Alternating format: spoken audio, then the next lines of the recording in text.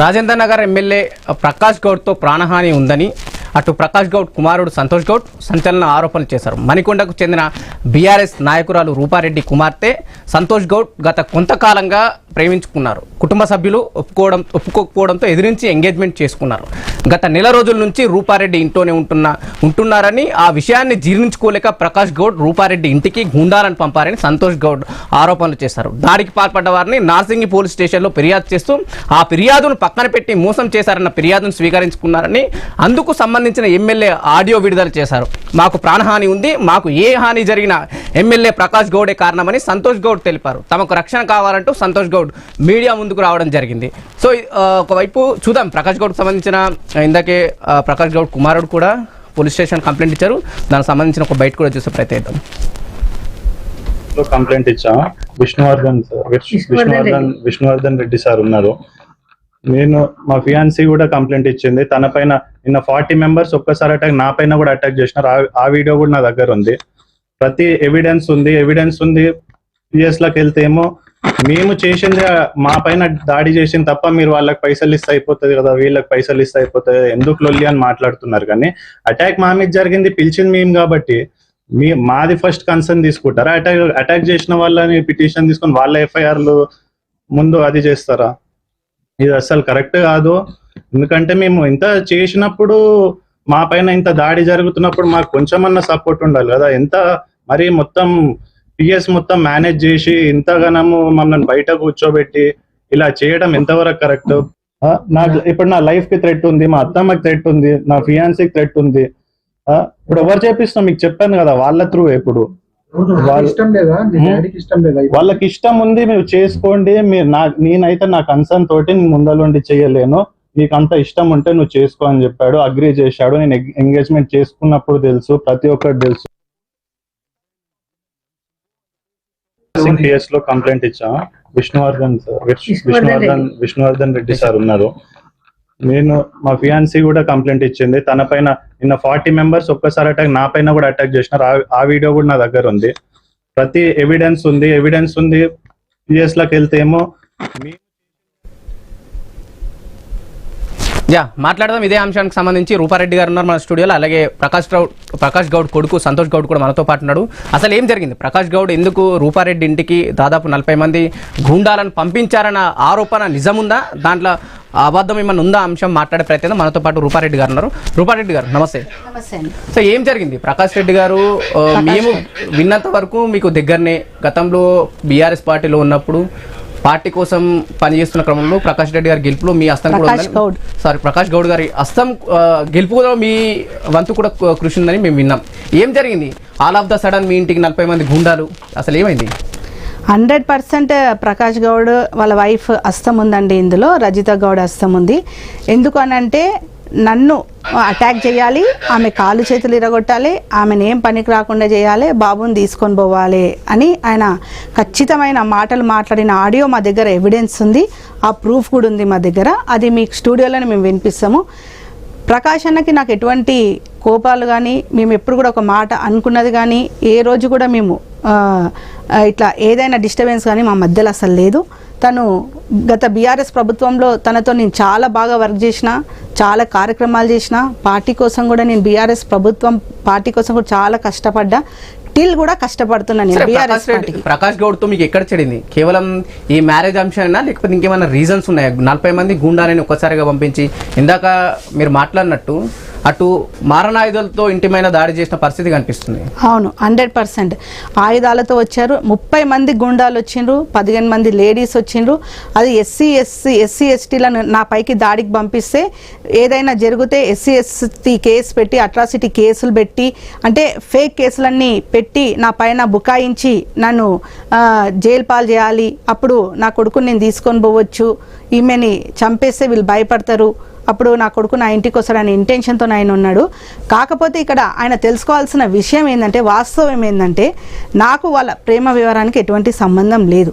వాళ్ళు ఏంటంటే వాళ్ళ స్నాప్ 224 అనే ఓపెనింగ్కి మమ్మల్ని ఇన్వైట్ చేసినప్పుడు మేము వెళ్ళడం జరిగింది. వాళ్ళు ఒకరినొకరు పరిచయాలు చేసుకోవడం జరిగింది, వాళ్ళు ఒకరొకరిని ఇష్టపడడం జరిగింది. వాళ్ళు ఇష్టపడ్డ తర్వాత నా దగ్గర వచ్చి చెప్పడం జరిగింది. చెప్పిన తర్వాత కూడా నేను ఫస్ట్ పేరెంట్స్ ఇంపార్టెంట్. మా పాప అయితే ఏదైతే ఓపెన్గా చెప్పిందో మీరు కూడా మీ ఫాదర్తో చెప్పుకోవాలన్నప్పుడు గత ఒక 100 సార్లు ఆయన వాళ్ళ ఫాదర్తో డిస్కస్ చేయడం జరిగింది. ఆ డిస్కస్ చేసిన క్రమంలో కూడా ఆయన కాంగ్రెస్ పార్టీలోకి వెళ్ళినప్పుడు నేను ఆయన గుమ్మం కూడా దొక్కలేదు. కాంగ్రెస్ పార్టీ నుండి ఇప్పటి వరకు కూడా ఆయన ఇంటి గేట్ కూడా నేను దొక్కలేదు.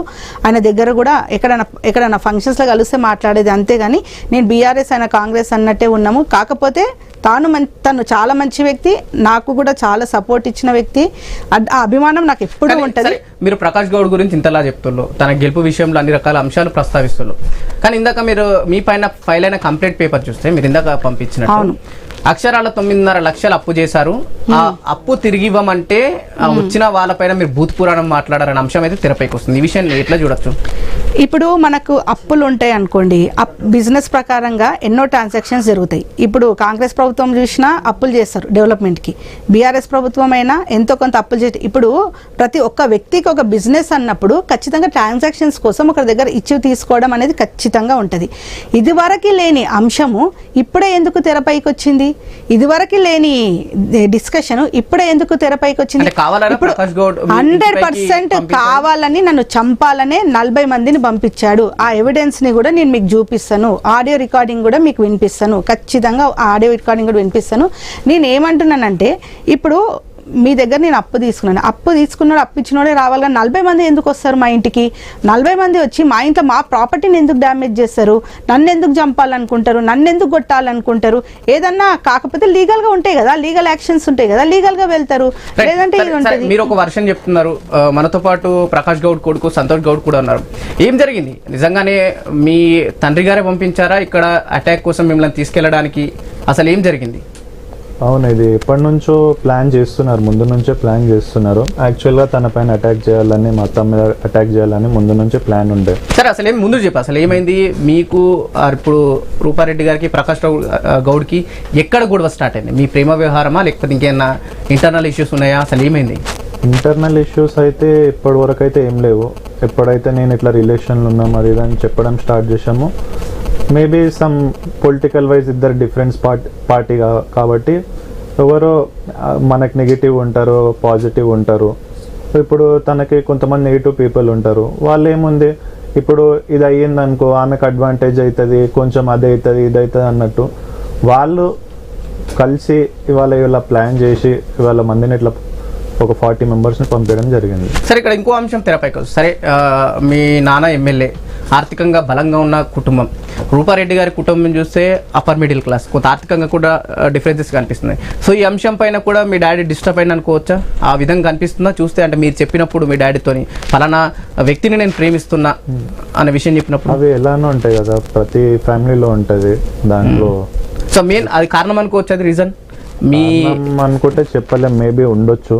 లేకపోతే పొలిటికల్ వైజ్ ఎవరన్నా ఇన్ఫ్లుయెన్స్ చేసి అలా కానీ వద్దని అలా కూడా చేసి ఉండొచ్చు. సార్, ఇందాక మీరు మాట్లాడుతున్నట్టు మొదట చెప్పినప్పుడు మా ఫాదర్ ఒప్పుకున్నారు అనే అంశం. మొదట కాదు, స్టార్టింగ్ లో ఒప్పుకోలేదు. తర్వాత నేను చాలా ఫైట్ చేశాను. ఫైట్ చేశాక మేబీ కొంచెం న్యూట్రల్ ఉండే. తర్వాత నేను నా పర్సనల్గా చేయలేను, నీకు ఇష్టం ఉంటే నేను ఇష్టం కాదని లేను కదా, మీరు చేసుకోండి, నేను తర్వాత ఏమన్నా ఉంటే సపోర్ట్ చేస్తాను అన్నా.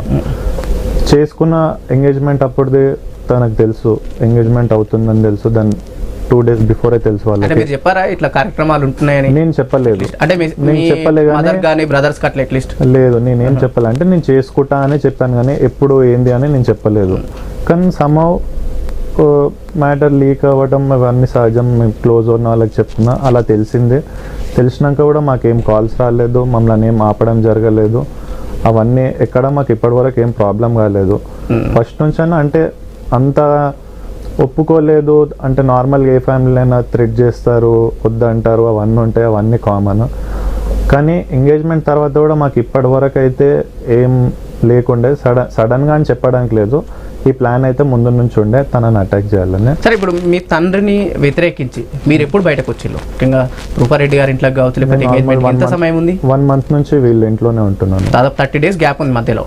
ఎంగేజ్మెంట్ కి ఈ రోజుకి ఎంత గ్యాప్? అదే ఎంగేజ్మెంట్ కి ఇప్పటికే నేను ఎంగేజ్మెంట్ కి 1 day బిఫోరే వచ్చాను. అప్పటి నుంచి ఇప్పటి వరకు ఇక్కడ జూలై 8th రోజు ఎంగేజ్మెంట్ ఉండే, నేను 7th కి వచ్చాను. ఆల్మోస్ట్ 30 days అవుతుంది. 7th నుంచి నేను ఇక్కడనే ఉన్నాను.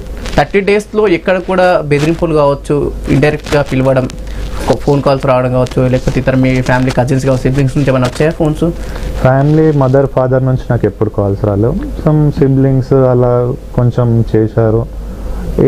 వాళ్ళు చెప్పే వర్షన్ ఏంటంటే కంప్లీట్ అంటే నాకు ఇష్టం ఉన్నదా లేదా అవి ఆలోచించకుండా ఓన్లీ వాళ్ళ ఫ్యామిలీ బ్యాక్గ్రౌండ్, వాళ్ళకి మనీ ప్రాబ్లం, అవి దాని గురించి మాట్లాడడం తప్ప అమ్మాయి గురించి మాట్లాడేది ఏం లేదు. అక్కడ నా గురించి మాట్లాడలేదు, ఇష్టాలని తెలుసుకునేది ఏం లేదు. జస్ట్ వాళ్ళకి ఫైనాన్షియల్గా ప్రాబ్లం ఉంది. సో నేను అది ఒప్పుకోలేకపోతున్నాం అని. అంటే ప్రకాష్ గౌడ్ ఒప్పుకోవడానికి గల కారణం ఫైనాన్షియల్ బ్యాక్గ్రౌండ్ అంతే రూపారెడ్డి? ఫైనాన్షియల్ బ్యాక్గ్రౌండ్ మీ దాకా వచ్చిన సమాచారం ఫైనాన్షియల్ బ్యాక్గ్రౌండ్ అని మీరు చెప్తున్నారు. ఒకవైపు అప్పులు ఉన్నాయని రూపారెడ్డి గారింటికి కొంతమంది ప్రకాష్ గౌడ్ ప్రోత్సహించి వాళ్ళ ఇంటి మనుషులు పంపించాలని ఆమె చెప్తుంది. అంటే ఏది వర్షన్ వాస్తవం అంటారు ఇక్కడ? ఎందుకంటే ప్రజల్లోకి సాధారణ వ్యక్తి కాదు ప్రకాష్ గౌడ్ అంటే, ఒక పొలిటికల్ సెలబ్రిటీ ఉన్న వ్యక్తి విషయంలో ఆరోపణలు వచ్చినప్పుడు కొంత ఆన్సర్ ఇవ్వాల్సిన అవసరం ఉంటుంది కదా. మీరేమనుకుంటున్నారు? మీ పెళ్లి విషయంలోనేనా? మాట్లాడదాం. మీ తండ్రి గారు కూడా లైన్లో ఉన్నారు. ప్రకాష్ గౌడ్ గారు చెప్పండి సార్. మీ పైన మీ కుమారుడు సంతోష్ గౌడ్ అలాగే రూపారెడ్డి గారు ప్రస్తుతం స్టూడియోలో ఉన్నారు. కొన్ని ఆరోపణలు చేయడం జరిగింది. రూపారెడ్డి గారి పైన దాదాపు 30 మందిని గూండాలను పంపామని చంపడానికి ప్రయత్నం చేశారని కొన్ని ఆరోపణలు చేస్తుంది. ఇలా చూడొచ్చు ఈ ఆరోపణలని.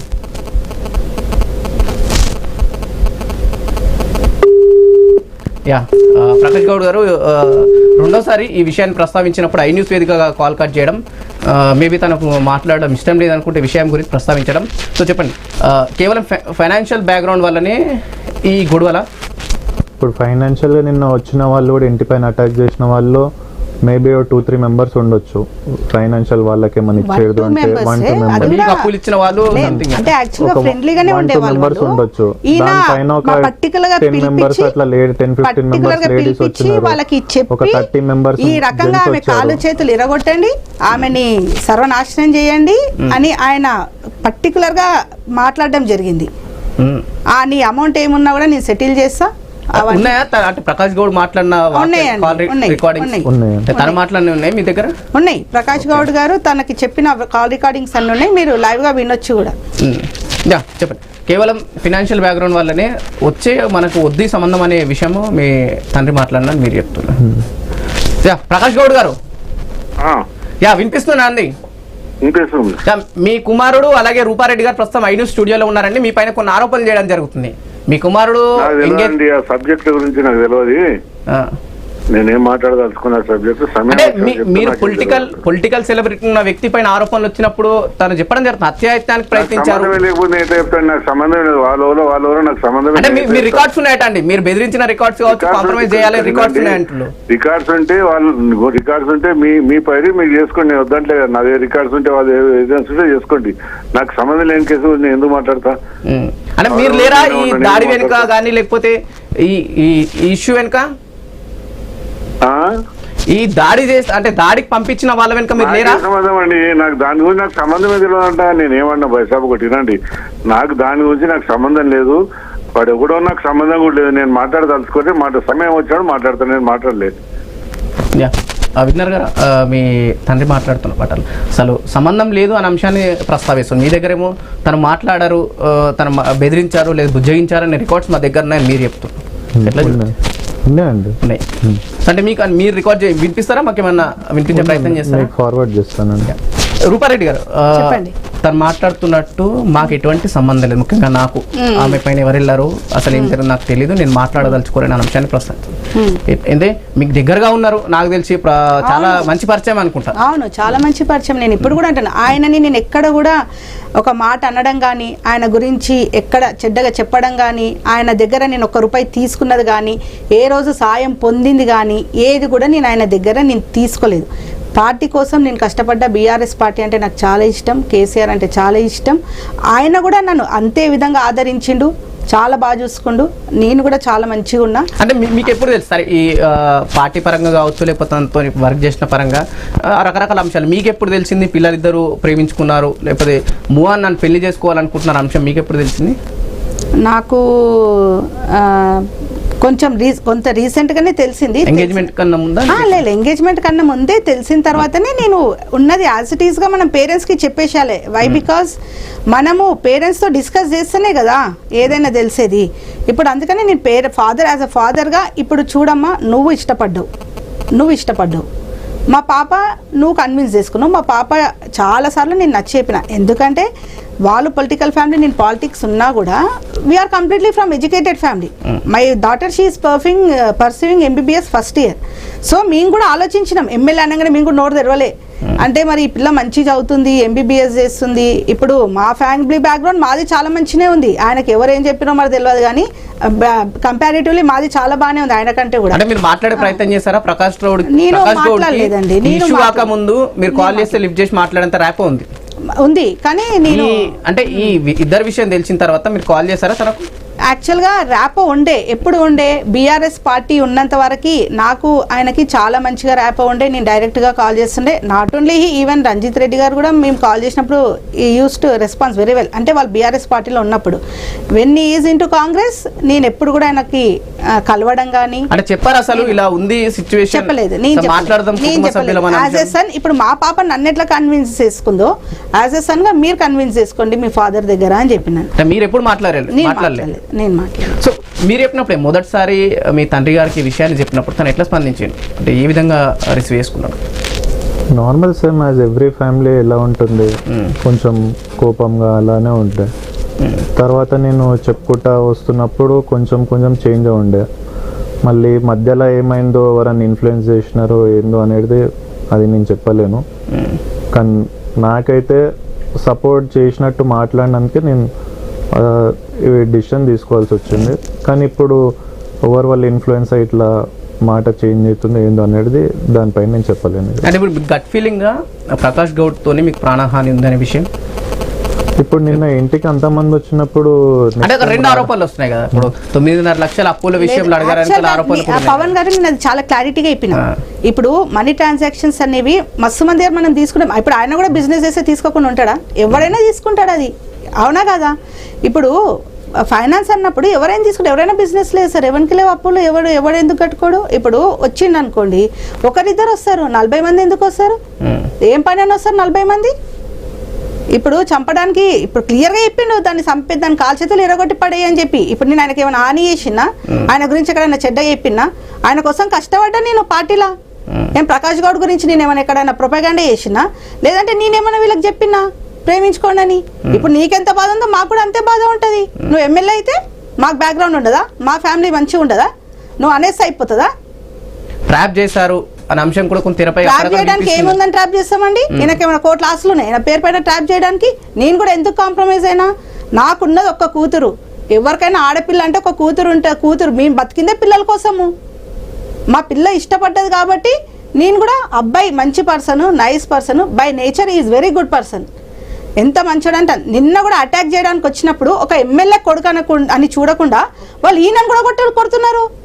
అప్పుడు వాళ్ళ అల్లుడికి కాల్ చేసినా నేను, శ్రవణ్కి, ఏం శ్రవణ్ అన్న ఏంది ఇది? ఇప్పుడు మాకంటే ఓకే, ప్రకాష్ అన్న కొడుకుని కొడుతున్నారు, ఏంది ఇది దొబ్బుతున్నారు? అక్కడ వచ్చిన వాళ్ళు అన్నారా ప్రకాష్ గౌడ్ కొడుకు పంపించండి, లేకపోతే ఈ విషయం ప్రస్తావించలా ఇట్లాంటి దాని? నన్ను అటాక్ చేసి యాక్చువల్గా ఇద్దరు ముగ్గురు ఎంట్రీ అయిపోయారు. తర్వాత 30 మెంబర్స్ ఎంట్రీ అయిపోయారు. అక్కడ వచ్చిన వాళ్ళు ఎవరు మనీ గురించి మాట్లాడట్లేదు. పర్సనల్ గా నన్ను అటాక్ చేస్తున్నారు. పర్సనల్ గా నన్ను డైరెక్ట్ అబ్యూజివ్ వర్డ్స్ తిడుతున్నారు. నీకు సిగ్గు లేదా? ఇక్కడ ఏం చేస్తున్నావు? నీకు అంతుంది ఇంతుంది గీడేంది?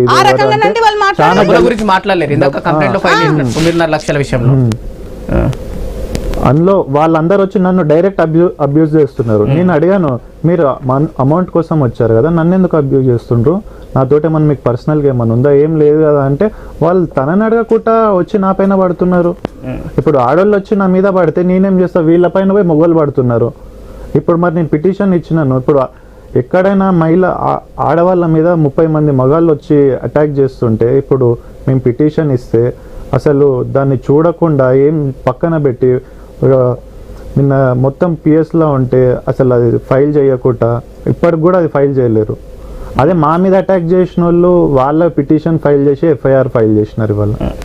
సో పోలీస్ స్టేషన్ కదా వాళ్ళంటే తీసుకోవట్లేరా అసలు? లేకపోతే మీ ఫాదర్ కాల్ చేసి ఏమైనా మాట్లాడే ప్రయత్నం చేశారు? కాంప్రమైజ్ చేసే ప్రయత్నం ఏమైనా జరిగిందా? ఏం జరగలేదు. ఎంతసేపు వెయిట్ చేయించారు పోలీస్ స్టేషన్లో? నేను 3:30 నుంచి నైట్ వరకు అక్కడనే ఉన్నాను. నిన్న 3:30 నుంచి అంటే మధ్యాహ్నం జరిగింది కదా?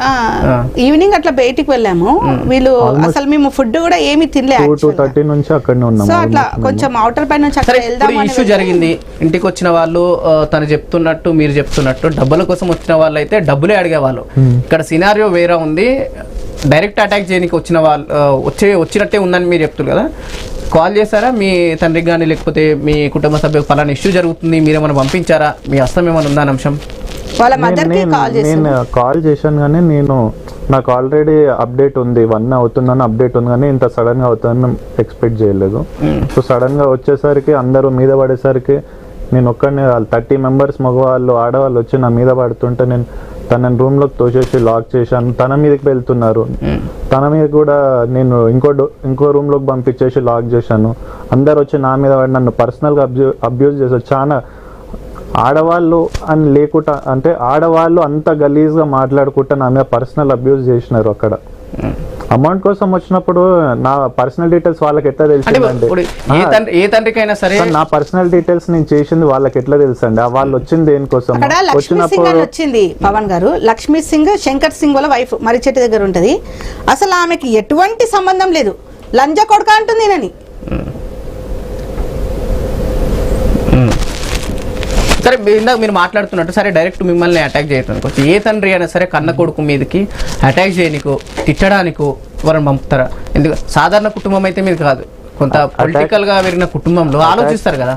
అటాక్ నా పైన లేకుండే, అటాక్ తన పైన ఫస్ట్ నేను తననే ప్రొటెక్ట్ చేసిన, తర్వాత తన మీదకి వెళ్ళినారు, తనని ప్రొటెక్ట్ చేసిన. నాకు తెలుసు ఎందుకంటే నా మీద చెయ్యి చేసుకోరు. ఆల్రెడీ కొంతమంది స్టార్టింగ్ లోనే తెలియక దుబ్బారు, చెయ్యి కూడా చేసుకున్నారు నన్ను స్టార్టింగ్ లోనే. తర్వాత వాళ్ళు అన్న వాళ్ళ కొడుకు అనగానే వాళ్ళు సైలెంట్ అయిపోయినారు. తన మీదకి వెళ్ళంగానే నేను అప్పుడే వేరే రూమ్లోకి దొబ్బేసి లాక్ చేసేసినాను. ఇద్దరిని లాక్ చేసి నేను ఒక్కడనే బయట ఉన్నా. అంటే నేను ఏమంటున్నా అంటే అన్న సంతోష్ గారు, ఇప్పుడు ఇంత అటాక్ జరిగింది, ఫాదర్తో మాట్లాడారా? ఏంది నాకు నచ్చి బయటకు వచ్చిన వీఆర్ ద మేజర్ ఎందుకు ఇన్వాల్వ్ అవుతున్న అంశాన్ని తెచ్చిలా? నచ్చి బయటకు వస్తున్నా అంటే నేనేమో ఇప్పుడు రాలేదు. నేను 1 month నుంచి బయట ఉన్న నేను ఆల్మోస్ట్ లాస్ట్ 2 months లో ఒక 40-45 days వాళ్ళ ఇంట్లోనే ఉన్నా. బిఫోర్ ఎంగేజ్మెంట్ కూడా ఉన్నా. బయటకు రాకముందు చాలా డేస్ ఎప్పటి నుంచో వాళ్ళ ఇంటికి వెళ్తున్నా, వాళ్ళ ఇంట్లో ఉంటున్నా, అన్నీ తెలుసు. ఇవాళ ఏందో మరి ఎవరు వాళ్ళు ఇన్ఫ్లుయెన్స్ అయ్యో లేదా ఎవరన్నా చెప్పుడు మాటలు చెప్పి మైండ్ ఇట్లా డైవర్ట్ చేసినారు, నాకైతే తెలియదు. అది అంటే ఇన్ఫ్లుయెన్స్ వల్లనే మారిందా మీ తండ్రి? ఏమో చెప్పలేమని ఉండొచ్చు. అంటే నేను మాట్లాడినప్పుడు ఉన్న వ్యక్తికి ఇప్పటికైతే చాలా డిఫరెన్స్ ఉంది, కొంచెం కూడా చాలా సానుకూలంగా స్పందించిందా? సరే చూద్దాం నాకైతే అనిపించిందండి. చూద్దామన్నదా? సరే చూద్దామన్నారు, చేద్దామన్నారు, అన్నీ అన్నారు. తర్వాత మొత్తం ఎట్లయితే ఇలా పైకి వెళ్ళని మొత్తం అలా ఇలా పక్కింద పడిపోయింది. అది అంటే ఏం చెప్పారు మీరు మాట్లాడుతున్నప్పుడు? పెళ్లి గురించి కావచ్చు, ఎంగేజ్మెంట్ గురించి చేస్తా రండి అన్నారా, లేకపోతే ఇంకేదన్నా విషయాలు అన్నారు? చేద్దామన్నారు, మళ్ళీ మా వల్ల కాదు అన్నారు, మళ్ళీ మీరే చేసుకోండి అన్నారు. ఇప్పుడు చేసుకున్నాక మొత్తం సినారియో మారిపోయింది. సో ఎంగేజ్మెంట్ ఆల్మోస్ట్ పర్మిషన్ ఇచ్చిండు, ఎంగేజ్మెంట్ చేసుకోండి అని చెప్పలే, పెళ్లి చేసుకోండి అన్నారు. మేము పెళ్లి అఫీషియల్ గా చేసుకోవాలి, ఎప్పటికైనా ఒప్పించి చేసుకోవాలి అన్నట్టే ఉండే. మాకు ఎప్పుడు ఇలా ఏదో దొంగలేక చేసుకొని ఏదో మేము తప్పు చేసినట్టు ప్రూవ్ కావాలని ఎప్పుడు అనుకోలేదు. కానీ ఎందుకో అది నేను ఎప్పుడు ఇంట్లో కూడా ఎప్పుడు చిన్నప్పటి నుంచి కానీ ఇప్పుడు కానీ నేను ఏదో ఒక ఎమ్మెల్యే కొడుకు అంటే ఒక రిచ్ లైఫ్ బయట ఎలా ఉంటారో అలా నేను ఎప్పుడు లేను. ఒక నార్మల్ పర్సన్ ఎలా ఉంటారో అలానే ఉన్నా. మీరు నా గురించి ఎక్కడ ఎంక్వైరీ చేసినా చెప్తాడు ఎంత సింపుల్ ఏంది అని అన్నీ చెప్తారు. కానీ ఇవాళ నా మీద అంటే నేను అంత మంచిగా ఉన్నందుకు నా మీద ఇలా చేస్తారని నేను అనుకోలేదు. అదే సరే, మీరు ఫాదర్కి సపోర్ట్గా ఉండే కదా, మీ ఫాదర్ ఎట్లుంటుండే ర్యాప్ ఇంట్లో ఈ ఇష్యూ కాకముందు బాగానే ఉండే. అప్పుడేం అయినాక కూడా కొంచెం అప్ అండ్ డౌన్ ఉండే, పర్లేదు ఆయన మాట్లాడుకుంటే అంతా బాగానే ఉండే.